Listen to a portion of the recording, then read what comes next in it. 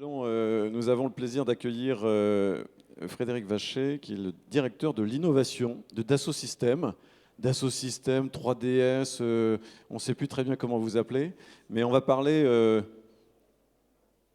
digital, de biomimétisme, de modélisation. De quoi allons-nous parler? De quoi allons-nous parler? C'est un peu énigmatique, on vous écoute avec beaucoup de curiosité. Merci beaucoup d'être présent.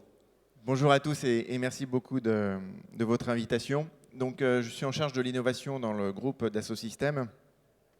Et tout d'abord, je vais vous rappeler effectivement qui est Dassault Systèmes ou peut-être vous éclairer sur ce que l'on fait, puisque ce n'est pas forcément très connu, notamment du grand public. Alors, Dassault Systèmes, c'est une start-up du numérique qui a 30 ans, donc une start-up qui est bien grandie, qui est maintenant numéro 1 mondial dans son domaine et qui fait partie des grands leaders du numérique à l'échelle mondiale, donc face à des Google, Oracle ou Facebook, mais sur un sujet qui est très particulier et qui combine finalement les technologies, les sciences et de plus en plus l'art. Donc historiquement, on est une société d'ingénieurs et qui travaille sur la technologie numérique. De plus en plus, vous allez le voir, on a un côté scientifique et qui est en fait sur ce triumvirat avec l'art, finalement maintenant indissociable. On est plus de 14 000 à l'échelle mondiale. Donc on est une société très très mondiale présente sur l'ensemble des géographies, quasiment 180 sites, avec une R&D globale qui travaille en réseau. On a plus de 200 000 clients industriels et on couvre 12 industries. Et on travaille en réseau depuis 30 ans avec un écosystème de partenaires. Le plus important finalement, c'est qu'on est une société qui est engagée dans le long terme. On n'est pas opéable, ce qui fait qu'on est encore français. Puisque dans le domaine de haute technologie, les acquisitions sont légion. Et surtout, on est capable de réinvestir énormément en innovation et R&D, ce qui fait que la vision de l'entreprise est pérenne. Donc on est un petit peu partout dans le monde, comme je vous l'ai expliqué. Notre siège est à Meudon, à Paris, et avec un grand campus. On a un campus similaire sur Boston et bientôt en Asie. Au départ, on est vraiment dans tous les endroits très industrialisés, puisque notre clientèle historique, c'est un industriel. Mais vous allez le voir, on est finalement maintenant présent dans d'autres secteurs, de par nos diversifications. Donc, comme je le disais, au départ, dans les années 80, le pari de cette start-up, c'est la modélisation 3D pour représenter une pièce. À l'époque, on travaillait avec un papier, un crayon, ou sur un ordinateur mainframe avec des logiciels 2D. Puis vient la maquette numérique. Projet que l'on a porté avec un client partenaire Boeing, donc à l'extérieur de la France, qui nous a permis de passer cette étape, la complexité d'un 777. Puis avec Toyota Motor Corporation dans les années 2000, la numérisation de la vie du produit, de l'idée jusqu'au recyclage, mais surtout dans sa fabrication et au pilotage de ses usines. Et maintenant, on est dans l'ère de l'expérience, le produit inscrit dans son contexte. Et c'est le point fondamental de notre intervention ce matin. Vous notez que chaque décennie, vous avez des grandes révolutions numériques qu'il faut passer, et on a laissé pas mal de nos concurrents sur le bas-côté, puisqu'il faut être en constante agilité et en constante réapprentissage, les technologies changeant assez souvent. Mais comme ce qu'on fait, c'est très visuel, ce que je vous propose, c'est de vous le montrer en images. Et donc, vous voyez ici, dans les années 80, des rendus qui étaient très sommaires, mais ce qui fait l'ADN de Dassault Systèmes, une conformité numérique, donc une représentation mathématique exacte de toutes les formes. Et vous allez voir au fil des vidéos, les rendus s'améliorent. Du reste, entre parenthèses, tout ce que vous voyez est numérique, à part l'homme que vous verrez à peu près au milieu de la vidéo.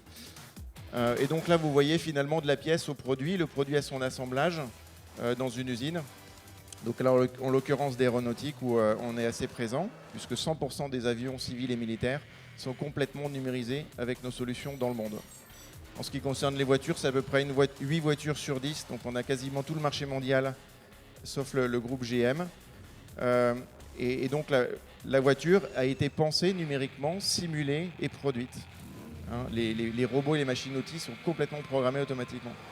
Et donc, vous voyez de plus en plus une activité numérique dans le marketing. Vous voyez que maintenant, les films publicitaires que vous voyez, il faut savoir que ce n'est pas les vraies voitures. Hein, et ils sont préparés bien en avance que la vraie voiture existe. Ici, vous avez des simulations de crash test.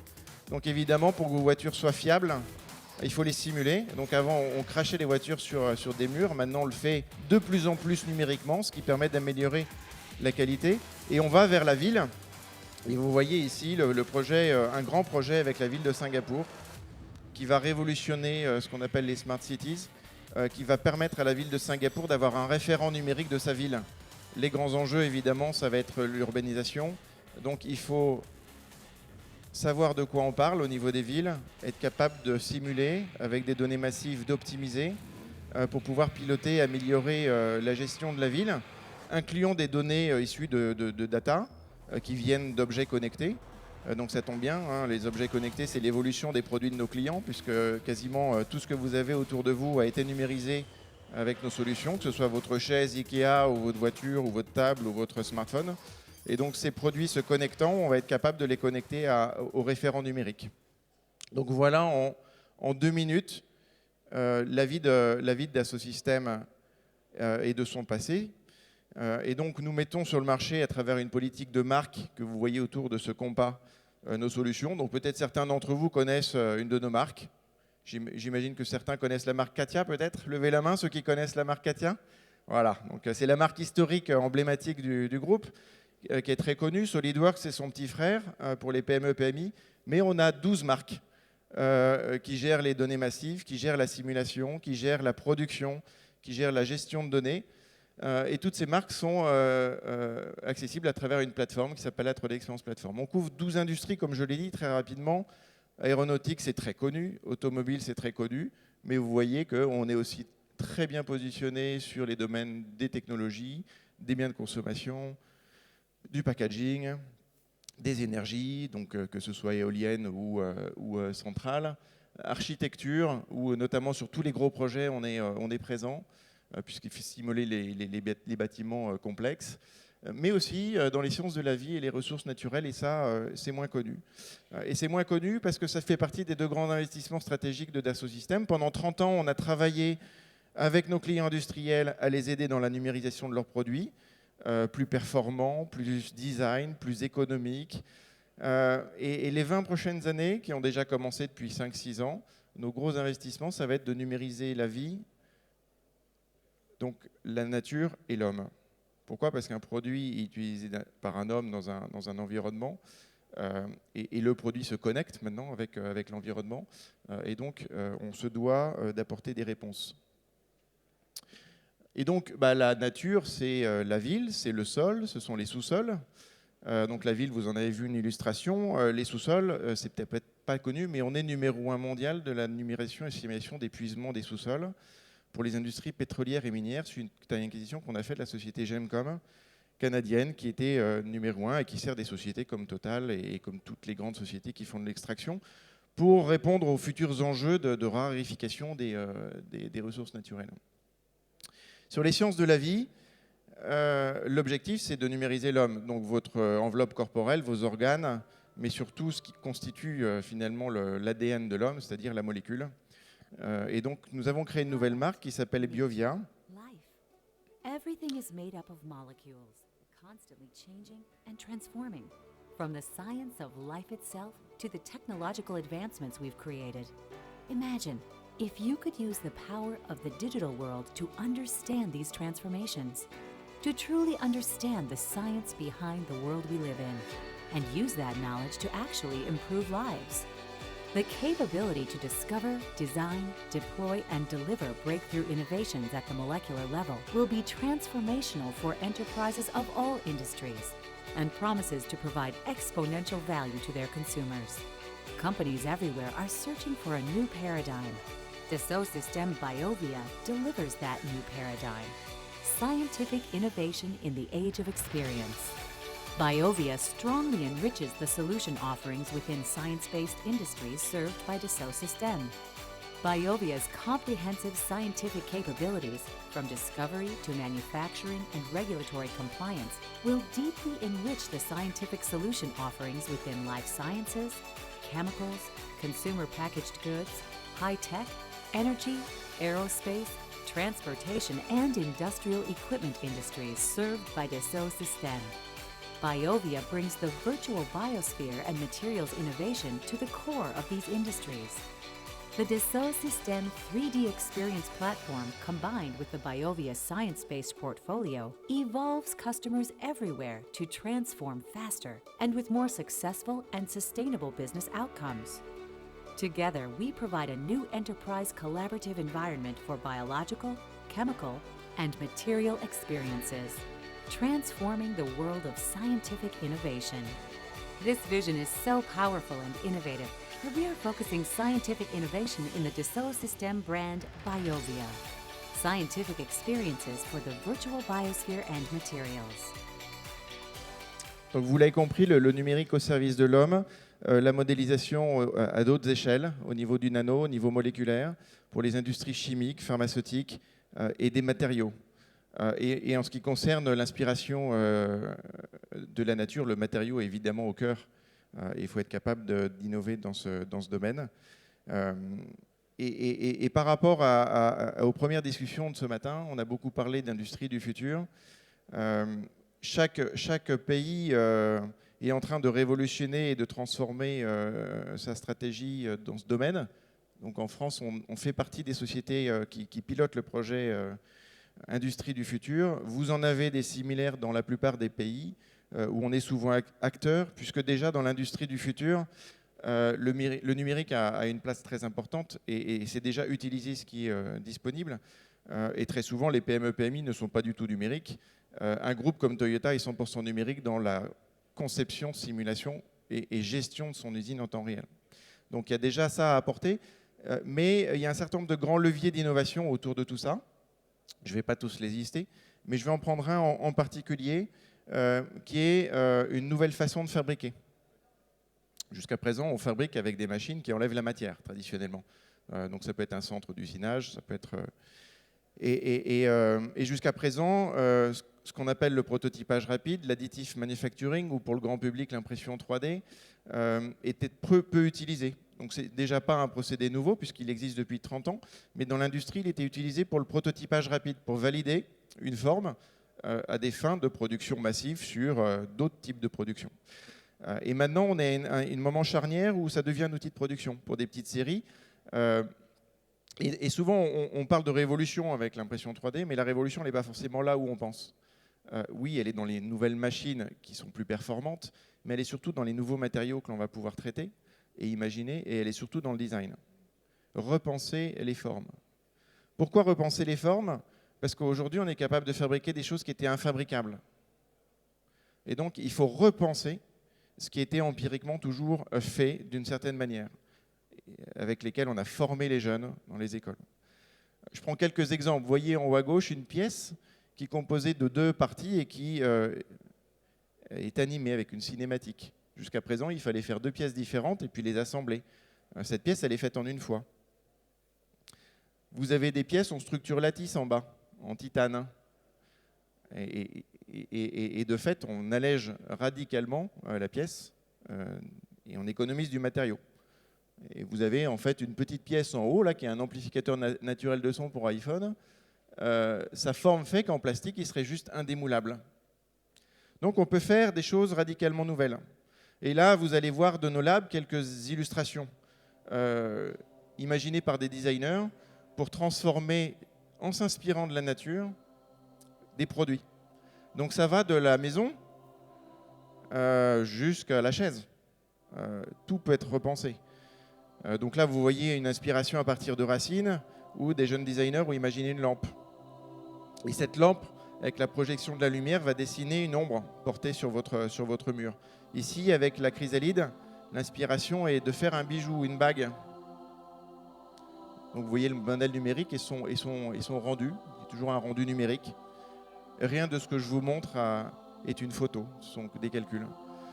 Une lampe inspirée d'une coquille d'escargot, toujours complètement infabricable. Cette forme-là a été imprimée en 3D, elle serait juste infabricable autrement. Une chaise inspirée de mangrove. Et ce qui est important dans tous ces dispositifs, c'est non seulement le design numérique, mais c'est surtout le calcul numérique. Précédemment, on a parlé de calcul dans l'exemple d'iLab. Il est fondamental. Et oui, on peut faire du calcul, il faut le faire. Donc là, vous voyez l'appareil qui a remporté un certain succès, cette station naturelle de son, sans électricité on amplifie. Et donc, à titre illustratif, quelques petites pièces, mais ça s'applique aussi à des produits bien plus complexes. Et là, je vous montre 2 exemples, juste pour faire réfléchir. Vous connaissez peut-être une société Local Motors, une société américaine qui travaille dans l'ingénierie collaborative pour repenser la façon dans laquelle on fait une voiture, avec des communautés. Et ils sont allés évidemment sur l'impression 3D, et voilà ce qu'il en est ressorti en bas à gauche. Une voiture imprimée en 3D. Je ne ferai pas plus de commentaires. Vous voyez un autre projet d'un sous-traitant dans le domaine automobile qui est autrichien, IDAG, qui a réinventé la voiture avec l'impression 3D. En s'inspirant de la feuille et donc de la structure, ils ont imaginé une structure en lattice qui est imprimée sur laquelle on vient tendre une fibre qui, de fait, en plus, peut s'éclairer et réagir en fonction de son environnement. Donc, dans un cas, une équipe a repensé le design en exploitant ces technologies et en s'inspirant de la nature. Dans l'autre, on a fait comme d'habitude. Et on a gagné quoi? On a gagné en poids? Vous gagnez considérablement en poids, en matériaux utilisés, et ensuite en résistance des matériaux. Plus, de fait, vous avez une voiture qui est active. On repense complètement la carrosserie. Donc le projet en bas à gauche, il a été fait très bien, c'est un démonstrateur. L'intérêt est c'est pas la peine de faire la même chose. Il faut exploiter ces nouvelles capacités pour réimaginer. Et c'est vrai que là, l'inspiration de la nature est fondamentale, parce qu'elle nous apprend beaucoup. Du reste, c'est pas nouveau, hein. Léonard de Vinci s'est très souvent inspiré de la nature, mais à son époque, il ne pouvait pas tout fabriquer. Mais c'est resté des croquis exceptionnels. Un autre propos qui est vraiment très industriel et qui est en production dans l'industrie aéronautique et satellite, c'est de repenser la forme, mais cette fois-ci par ses contraintes et ses spécifications. C'est-à-dire que là, cette pièce qui était faite ancestralement, comme vous le voyez à gauche, eh bien, elle ne va pas être imaginée par un designer, par un ingénieur, elle va être calculée par un solver. Et donc, ce sont nos solvers qui vont générer automatiquement la forme en fonction des paramètres de départ qui sont imposés. Donc, je vais dire, j'ai une pièce qui doit avoir 4 points de fixation, un axe de rotation, un certain poids maximum, un centre de gravité à un certain endroit. Toutes ces données-là, je les mets dans le solver, dans l'ordinateur, qui va me générer une forme la plus proche des contraintes que je vais demander au départ. Par calcul, donc vous le voyez ici, et donc vous voyez les résultats en jaune, et ensuite je peux évidemment customiser. Mais la conséquence, c'est que du coup, je vais avoir in fine des formes qu'un ingénieur n'aurait jamais imaginées en fait. Et c'est bien parce qu'on est capable de fabriquer l'infabricable qu'on peut aller dans ce genre de nouvelles démarches. Et vous voyez une structure lattice à l'intérieur pour économiser le métal. Ce qu'on appelle dans le domaine de l'aéronautique le buy-to-fly ratio, c'est-à-dire du moment où je source ma pièce jusqu'au moment où je l'opère. Donc ça a un certain coût et on est capable d'optimiser à plus de 70% ce coût-là. Donc le coût du buy et donc de la fabrication, c'est à partir du moment où je pose le titane, en l'occurrence uniquement là où j'en ai besoin, je n'ai pas d'enlèvement de matière, donc je n'ai pas de déchets. Donc là, il y a un coût exceptionnel. Mais ensuite, en allégeant la pièce, le coût d'opération est aussi important puisque je vais dépenser moins de carburant. Donc le coût global, qu'on appelle le buy-to-fly ratio, peut être excessivement réduit. On a une démarche chez Dassault Systèmes, c'est de travailler en mode communautaire avec des partenaires. Et donc, on a monté une initiative qui s'appelle 3D Experience Lab qui permet de fédérer des projets collaboratifs innovants en rupture uniquement, puisqu'on travaille en innovation incrémentale avec nos clients industriels, à travers des communautés, et vraiment pour regarder le monde d'un autre œil. Et donc, on a créé un accélérateur pour justement monter des grands projets d'innovation ouverts, mais surtout pour changer complètement d'échelle, à l'échelle du monde, hein, c'est un projet mondial. Et contrairement à certaines sociétés américaines qui investissent très massivement en interne sur des projets secrets, là, l'idée, c'est de transformer le monde ensemble, autour d'un projet numérique. Et donc, on a monté un accélérateur de start-up. Donc, c'est un accélérateur virtuel, puisque tout se passe dans le cloud, dans lequel on fournit le logiciel, la plateforme, mais surtout, on fournit des équipes de mentors qui ont des compétences. On est 14 000 à l'échelle mondiale, on a des compétences à peu près sur tous les secteurs industriels, sur tous les procédés. Et donc, une jeune start-up qui a besoin d'un certain nombre de compétences, on va être capable de lui apporter. Et donc, j'ai créé un programme de mentoring au sein du groupe où n'importe quel employé peut passer une certaine partie de son temps sur des projets lab pour aider des jeunes à innover. Donc, ce n'est pas le Google Friday, c'est quand on veut. Et ce n'est pas pour la société interne, c'est pour les jeunes entrepreneurs. Vous voyez émerger des projets bio-inspirés dans cet appel à projet, dans ce bouillonnement communautaire, etc. Ça fait partie des leviers d'innovation. Il n'y a pas que celui-ci. Il y a l'intelligence artificielle, les données massives, etc. Mais la fabrication additive et donc les révolutions dans le design, effectivement, sont là. On a des jeunes, par exemple, une jeune start-up française, Biomodex, qui travaille sur l'impression 3D d'organes. Alors c'est plus que bio-inspiré, c'est biocompatible quelque part, puisque l'objectif c'est de scanner votre organe à partir d'imagerie médicale et de les représenter en 3D, y appliquer un certain nombre de simulations et de les imprimer. Pour 2 grands cas d'usage, un c'est l'éducation, parce qu'il faut savoir qu'aujourd'hui les étudiants en médecine, ils travaillent toujours sur des cadavres ou sur des animaux, donc il y a quand même un problème éthique et on va pouvoir y apporter une solution avec des bases de données génériques d'organes pour l'apprentissage.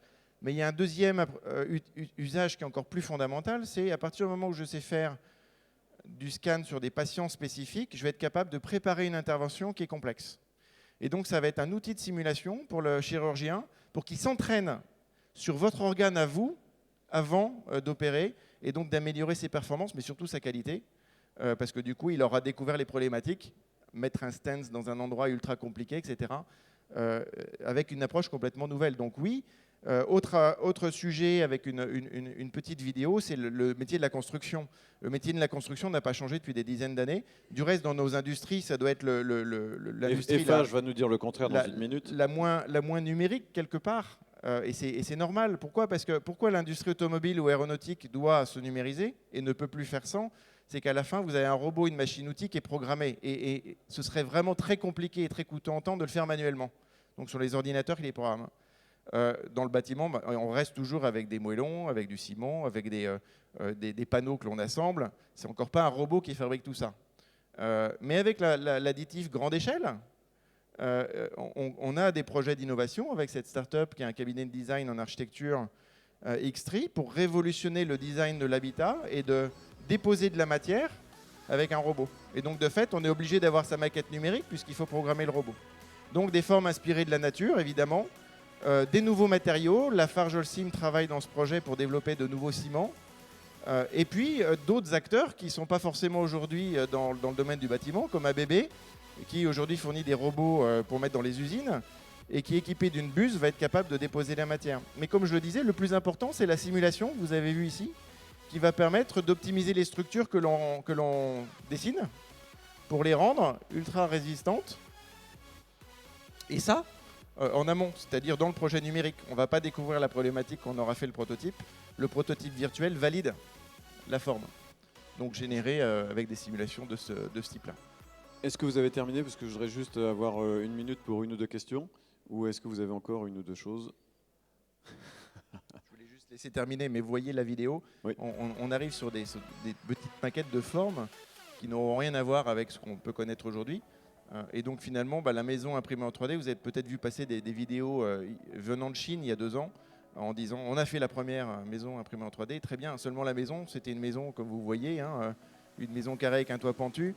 Donc encore une fois, l'intérêt est questionnable. Par contre, repenser complètement l'habitat, le rendre énergie positive, le rendre personnalisable en fonction de la famille qui va habiter. Évidemment, les ouvertures seront dépendantes de votre point d'implantation, donc géolocalisé. Et tout ça, ça peut être généré. Ne pas faire avec de nouveaux outils ce qu'on sait déjà avec de... Donc exactement. Donc le message, c'est qu'avec le numérique et avec ces grands leviers d'innovation, il faut voir vraiment les projets et le monde différemment. Et se reposer des questions fondamentales. Et donc, on a ce projet Lab avec un site web. Et s'il y a des startups parmi vous ou des projets qui souhaitent challenger, on est vraiment dans le challenge. C'est des startups qui veulent rencontrer une autre petite startup. Vous pouvez candidater.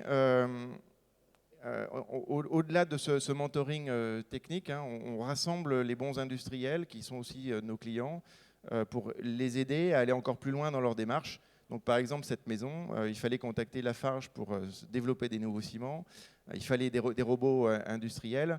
Et donc, on est capable de mettre en place ce collège d'innovateurs, qu'ils soient grands groupes ou qu'ils soient start-upers, ou qu'ils soient même individuels, hein, parce qu'on se rend compte aujourd'hui, et notamment avec le numérique et la diffusion numérique, qu'un individu seul peut faire des choses exceptionnelles.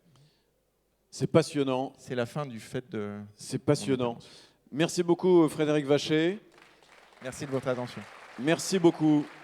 C'est passionnant et bluffant. On sait que le digital et le numérique sont utiles à la bioinspiration. On sait maintenant que la bioinspiration est aussi utile au digital et au numérique. J'avais juste une demi-question.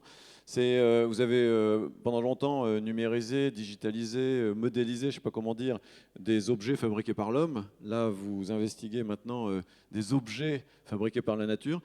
Qu'est-ce qui bluffe le plus vos équipes quand elles rentrent dans les matières et quand elles cherchent à reproduire, modéliser, digitaliser le vivant?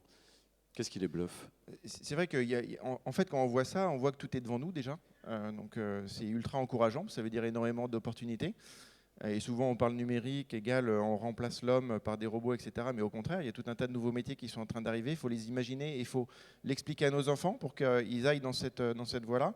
Et ce qui nous bluffe vraiment, nous, en tant qu'employés d'Assosystème, pendant 30 ans, on a bossé dans la technologie.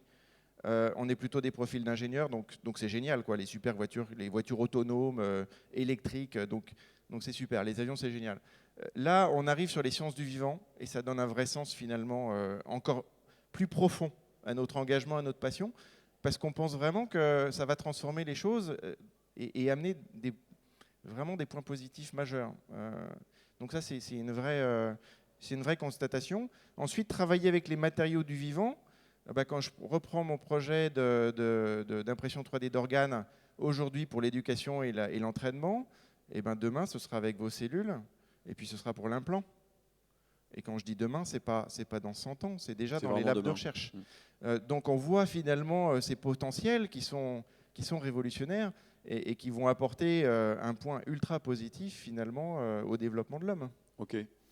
Merci beaucoup encore une fois Frédéric Vacher d'Assosystème. C'était un plaisir de vous avoir avec nous ce matin.